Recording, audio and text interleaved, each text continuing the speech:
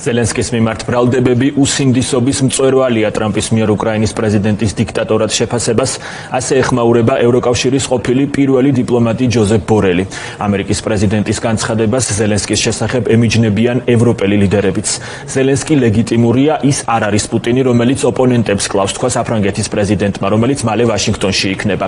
კიევსა და ვაშინგტონს შორის დაძაბულობის ფონზე ირკვევა, რომ ამერიკელებმა უკრაინას წარუდგინეს განახლებული შეთანხმება ბუნებრივი რესურსების შესახებ. თამარ ჭავჭავაძე აგრძელებს საუბარს დეტალებით ფორმულას პირდაპირ ეთერში.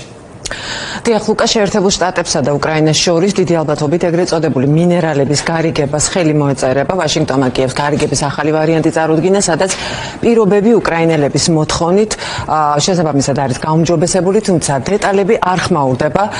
გამოცემა Axios-ი წერს, რომ დოკუმენტი შესაბამისობაშია უკრაინის კანონმდებლობასთან.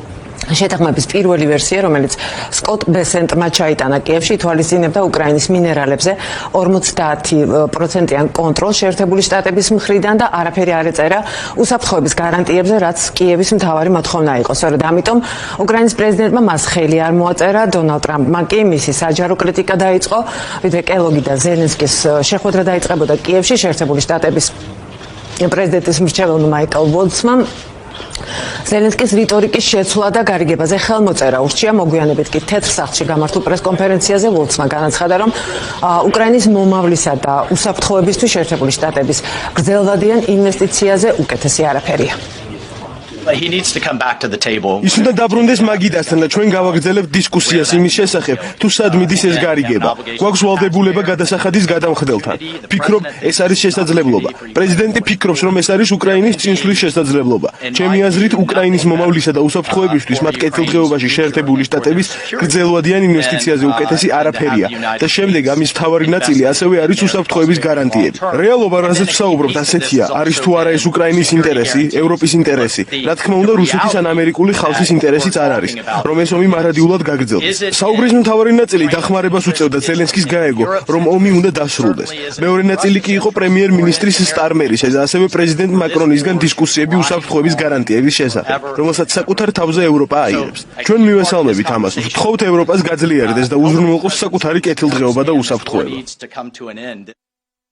General Kellogg ზუსტრიჩ ეკა відновлена надію нам General Kellogg-თან შეხვედრა იმედის მომცემია. ჩვენ გვჭირდება ძლიერი შეთანხმებები შეერთებულ შტატებთან. შეთანხმებები, რომლებიც ნამდვილად იმუშავებს. გავეცი მითითებები, რომ ვიმუშაოთ სწრაფად და ძალიან გონივრულად. ეკონომიკა და უსაფრთხოება ყოველთვის უნდა შეესაბამებოდეს ერთმანეთს. მნიშვნელოვანია შეთანხმებების დეტალები. რაც უფრო კარგადაა შედგენილი მისი სტრუქტურა, მით უფრო დიდი იქნება შედეგი. General Kellogg-თან ერთად განვიხილეთ ფრონტის მდგომარეობა, რუსეთში მყოფი ყველა ჩვენი პატიმრის გათავისუფლების აუცილებლობა და უსაფრთხოების გარანტიების საიმედო და მკაფიო სისტემის აუცილებლობა, რომელიც უზრუნველყოფს იმას, რომ ომი აღარასდროს დაბრუნდება.